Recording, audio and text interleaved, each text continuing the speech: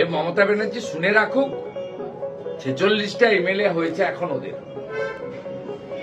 যেদিন 100-র উপরে এমএলএ জিতবে ববি হাকিম এবং সিদ্দিকুল্লাহ চৌধুরী তাদের লোকেরা, সেদিন মমতা ব্যানার্জি আর ভাইপোর কোনো জায়গা থাকবে না। আমাদের কথা তো ছেড়ে দেন, আমাদের তো ওরা হিন্দু পার্টি বলে তার জন্য আমরা গর্বিত।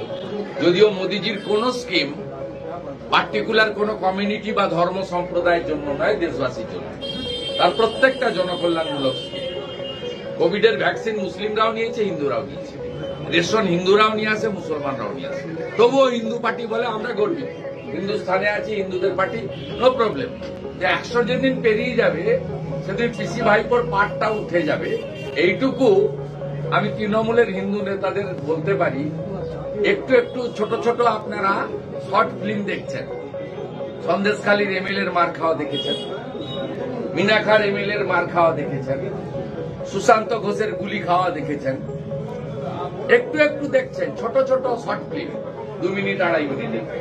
এরপরে 2 ঘন্টার পুরো ফিল্ম এরা দেখা। हम तो हमारे 4 দরকার, हम तो हमारा दया।